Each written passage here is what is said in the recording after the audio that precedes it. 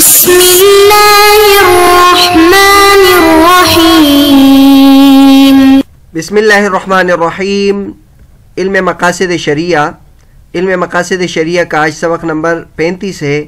آج کے سبق کا عنوان ہے مقاصد شریعہ کے وسائل کی بحث۔ آج کے سبق میں ہم مقاصد شریعہ کے وسائل سے متعلق گفتگو کریں گے۔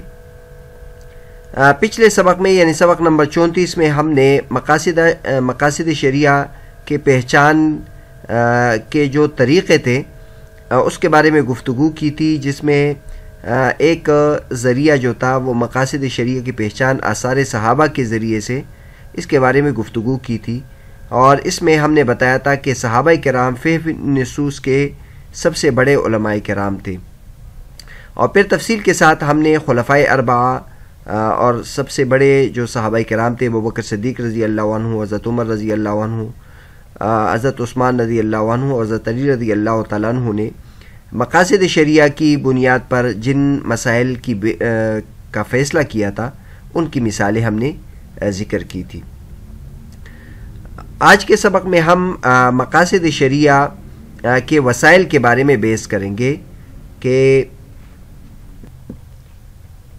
مقاصد شریعہ کے لیے جو وسائل ہیں اس کے بارے میں تفصیل ذکر کریں گے، اور یہ آپ حضرات کو معلوم ہونا چاہیے کہ جب ہم علم مقاصد شریعہ کی بحث کرتے ہیں تو علم مقاصد شریعہ میں ایک اہم بحث وسائل شریعہ یا وسائل مقاصد شریعہ کی تفصیل آتی ہے۔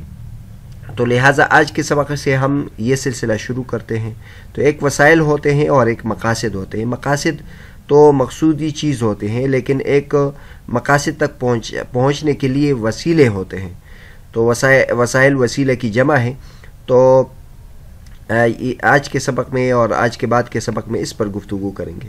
تو بہرحال ایک مقاصد ہوتا ہے اور ایک وسائل ہے، اور پھر جو وسائل ہے وسائل مقاصد، پھر اس کی 4 بڑی قسمیں ہیں۔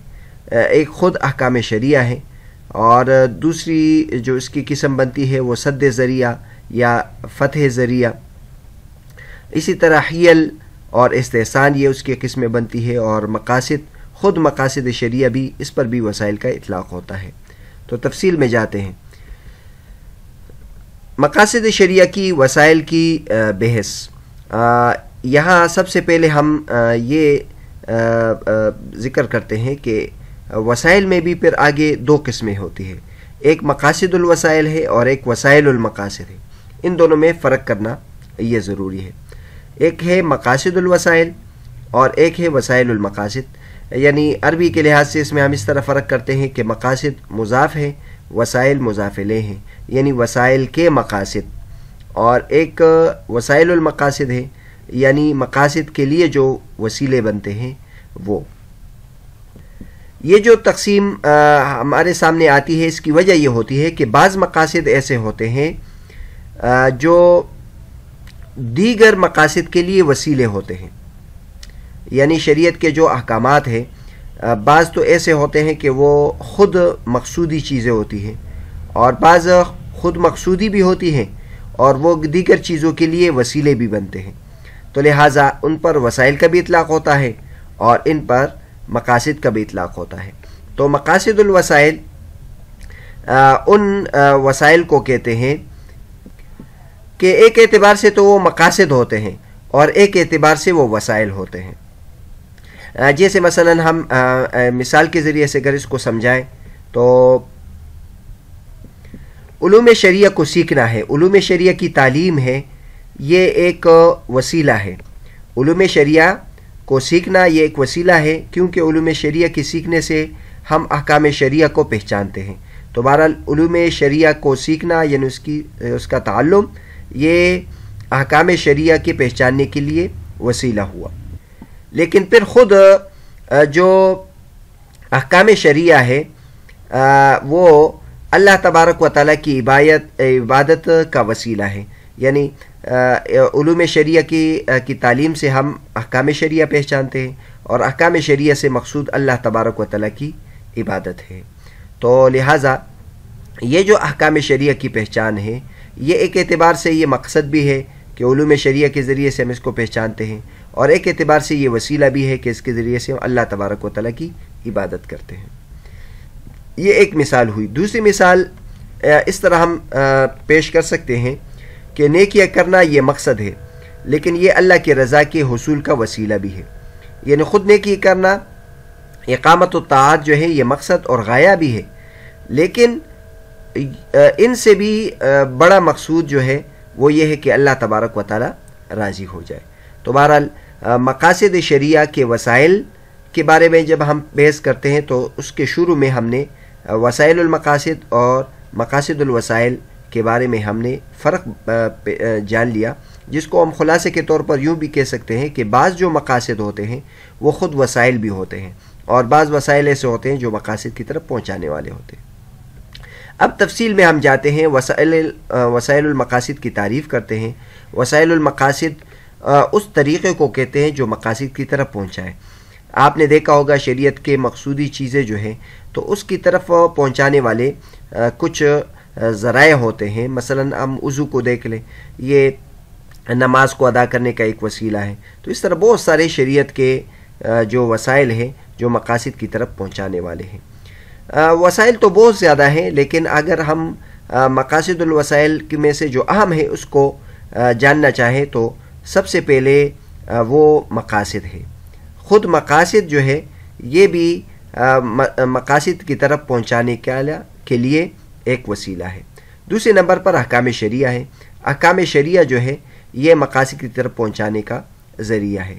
تیسرے نمبر پر سد ذریعہ اور فتح ذریعہ۔ سد ذریعہ جو ہے بہت ساری چیزوں میں ایسا ہوتا ہے کہ ہم ایک چیز کو جائز قرار دیتے ہیں یا ایک چیز کو ناجائز قرار دیتے ہیں، کیونکہ وہ انجام کار کسی حلال یا حرام چیز کی طرف پہنچاتے ہیں۔ اگر ایک چیز کو ہم جائز قرار دیتے ہیں اس لیے کہ وہ اس سے شریعت کا ایک مقصد پورا ہوتا ہے تو اس کو فتح ذریعہ کہتے ہیں، اور اگر ایک چیز ہے جس کے ذریعے سے انسان حرام تک پہنچتا ہے تو اس کو سد للذریعہ کہتے ہیں کہ ہم اس واسطے کو اور ذریعہ ہی کو ختم کر دیں۔ عام طور پر سد ذریعہ کا لفظ استعمال ہوتا ہے، لیکن سد ذریعہ کے ساتھ ساتھ فتح ذریعہ بھی ہم استعمال کر سکتے ہیں۔ چوتھے نمبر پر جو ہے ہمارے پاس حیل ہے اور استحسان۔ حیل یہ حیلہ کی جمع ہے، یعنی کوئی تدبیر، کوئی طریقہ جس کے ذریعے سے ہم مقصد کی طرف پہنچے، اور اسی طرح استحسان بھی ہے۔ استحسان میں بھی یہی ہوتا ہے کہ ہم قیاس کے ذریعے سے ایک چیز کو معلوم کرتے ہیں تاکہ شریعت کا مقصد معلوم ہو جائے، لیکن پھر مزید غور و فکر کر کے ہم اس کو شریعت کا جو مقصد ہے وہ تلاش کرتے ہیں کہ حقیقی مقصد کیا ہے۔ تو بہرحال یہ چار مقاصد آپ کے سامنے آ گئے۔ مقاصد اہم وسائل مقاصد جو ہیں، نمبر 1 مقاصد ہے، نمبر 2 احکام شریعہ ہے، نمبر 3 سد ذریعہ ہے، نمبر 4 حیل اور استحسان ہے۔ اب ان میں کو اگر ہم تفصیل کے ساتھ شروع کریں تو سب سے پہلی قسم جو ہم نے ذکر کی مقاصد کی کہ مقاصد خود وسیلہ ہے، تو اس کی وجہ یہ ہے کہ مقاصد اور وسائل کے درمیان بہت زیادہ ربط ہے اور آپس میں تلازم ہے وجود اور عدم کے اعتبار سے۔ اور یہ پہلے بھی ہم نے بیان کیا کہ مقاصد کی پھر 2 قسمیں، ایک مقاصد اساسیہ ہے اور ایک وسائل مفضیہ الی المقاصد ہے، یعنی براہ راست مقاصد اور ایک وہ وسائل جو مقاصد کی طرف پہنچاتے ہیں۔ دوسرا جو وسیلہ ہمارے پاس ہے وہ احکام شریعہ ہے، اور خاص طور پر احکام شریعہ وسیلہ، یعنی احکام شریعہ خود یہ مقاصد کی طرف پہنچانے والے ہیں۔ جیسے مثلا ہم نے کہا کہ احکام شریعہ یہ اللہ تبارک و تعالیٰ کی عبادت کی طرف، اللہ تبارک و تعالیٰ کی رضا کی طرف پہنچانے والے ہیں، لہٰذا احکام شریعہ بھی وسائل ہیں۔ اور پھر احکام شریعہ میں 2 قسمیں ہیں، یہ آپ ذہن میں رکھیں۔ جن حضرات نے اصول فقہ کی کتابیں پڑھی ہوگی تو اس میں انہوں نے یہ ملاحظہ کیا ہوگا کہ احکام شریعہ کی 2 قسمیں ہیں، ایک احکام وضعیہ اور ایک احکام تکلیفیہ۔ احکام تکلیفیہ وہ ہے کہ جو براہ راست شریعت کا حکم ہے کہ یہ کام کرو، مثلا نماز ادا کرو، روزے رکھو اور اسی طرح حج کرو، یہ احکام تکلیفیہ ہے۔ اور ایک احکام وضعیہ ہے کہ جو براہ راست اللہ تبارک و تعالیٰ کی طرف سے حکم نہیں ہوتا ہے، لیکن وہ شریعت نے کسی حکم کے لیے یا تو سبب بنایا ہوتا ہے یا شرط بنایا ہوتا ہے یا مانع بنایا ہوتا ہے. تو پھر احکام وضعیہ کی مثالیں اگر ہم دیں تو بڑی بڑی اس کی قسمیں بنتی ہے شروط، اسباب اور موانع. شروط میں اگر ہم دیکھ لیں جیسے مثلا نیت ہے، یہ طہارت کے لیے شرط ہے، تو لہٰذا نیت جو ہے یہ طہارت کے لیے، طہارت مقصودی چیز ہے اور اس کے لیے وسیلہ نیت ہے. نیت کے بغیر طہارت حاصل نہیں ہوتی. اور اسی طرح دوسری مثال ہے رؤیت ہلال، یہ روزے کے لیے شرط ہے. روزہ جو ہے وہ عبادت ہے لیکن اس کے لیے وسیلہ یہ ہے کہ پہلے آدمی چاند دیکھ لے. تو یہ احکام وضعیہ کی مثالیں ہیں. احکام وضعیہ میں سے شروط کی یہ پھر مثالیں. احکام وضعیہ میں سے ایک قسم موانع ہے. موانع کا مطلب یہ ہوتا ہے کہ شریعت نے بعض چیزوں کو بعض چیزیں کے لیے مانع قرار دیا ہوتا ہے، جیسے مثلا جنون ہے، پاگل پن ہے یا بے ہوشی ہے یا مجبوری ہے کہ کوئی کس کو دھمکا دے، مجبور کر دے. اور اسی طرح حیض و نفاس ہے، اس طرح سفر ہے، نسیان ہے. تو یہ چیزیں بھی موانع میں سے ہیں اور یہ بھی یعنی وسائل میں سے ہیں. جنون جو ہے یہ ایک مقصد کی طرف پہنچاتی ہے، اس طرح بے ہوشی بھی ایک مقصد سے پہنچاتی ہے یا روکتی ہے، یعنی دونوں طریقے سے ہم اس کو کہہ سکتے ہیں. اس طرح جو کوئی کسی کو مجبور کرے تو مجبور کرنے کی وجہ سے بہت ساری چیزیں شریعت کے احکامات کا یہ سبب بنتا ہے یا بعض چیزوں کے لیے مانع بنتا ہے. اس طرح حیض و نفاس ہے، یہ شریعت کے بہت سارے احکامات کے لیے مانع بنتا ہے، مثلا طہارت کے لیے، نماز کے لیے. اس طرح سفر جو ہے یہ پوری نماز پڑھنے کے لیے یا شریعت کے یا روزے کی اجازت کے لیے کا سبب بھی بنتا ہے اور پھر یہ مانع بھی بنتا ہے. تو بہرحال یہ احکام وضعیہ کی چند مثالیں آپ کے سامنے آ گئی. مقاصد شریعہ کی جو وسائل مقاصد ہے اس کے اہم 4 قسمیں ہم نے بیان کی تھی. 2 کی تفصیل پیچھے گزر چکی ہے. تیسرا جو ہے سد ذریعہ اور فتح ذریعہ ہے.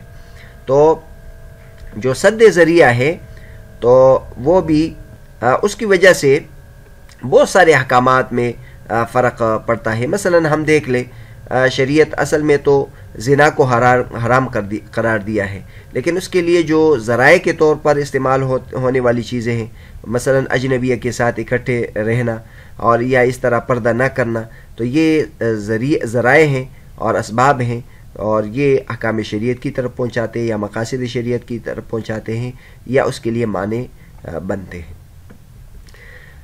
مقاصد شریعہ کے وسائل میں سے چوتھی قسم حیل اور استحسان ہے، کیونکہ یہ بھی مقاصد شریعہ کی طرف پہنچاتے ہیں کہ وہاں شرعی حکم کیا ہے. تو حیل اور استحسان، حیل یہ حیلہ کی جمع ہے، تدبیر، مختلف قسم جو شریعت کے حیلے ہیں جو شریعت کی طرف پہنچانے والے ہیں، اس کے ذریعے سے بھی مقاصد حاصل ہوتے ہیں. تو بہرحال آج کا جو ہمارا سبق تھا، سبق نمبر 35، اس میں ہم نے وسائل اور مقاصد کے بارے میں بحث کی. ہم نے بیان کیا کہ ایک ہوتا ہے مقصد اور ایک ہوتا ہے وسیلہ. تو وسائل ان کو کہتے ہیں جو مقاصد کی طرف پہنچانے والے ہوتے ہیں. پھر اس ضمن میں ہم نے وسائل کی بھی 2 قسمیں بیان کی. ایک وہ وسائل ہوتے ہیں جو خود مقاصد بھی ہوتے ہیں اور لیکن وہ دوسرے اعلیٰ مقصد کی طرف پہنچانے والے ہوتے ہیں، اور ایک وہ وسائل ہوتے ہیں جو صرف مقاصد کی طرف پہنچانے والے ہیں. اور پھر اہم وسائل مقاصد میں پھر ہم نے 4 قسمیں بیان کی کہ خود احکام شریعہ بھی دیگر اعلیٰ احکام شریعہ کی طرف یا شریعت کے یا اللہ تبارک و تعالیٰ کی رضا کی طرف پہنچانے والے ہوتے ہیں. اس طرح سد ذریعہ اور فتح ذریعہ کے جو چیزیں ہوتی ہیں وہ بھی وسائل ہوتے ہیں اور یہ مقاصد شریعہ کی طرف پہنچانے والے ہوتے ہیں. اس طرح حیل اور استحسان اور خود مقاصد شریعہ جو ہے یہ بھی وسائل ہیں، ان پر بھی وسائل کا اطلاق ہوتا ہے. اگلے سبق میں ہم وسائل و مقاصد کی تفصیل سے اقسام ذکر کریں گے. آج کے سبق میں تو وسائل مقاصد کا اجمالی تعارف آپ کے سامنے آ گیا، لیکن اگلے سبق میں ہم تفصیل سے اس کے اقسام شروع کریں گے انشاءاللہ تعالی.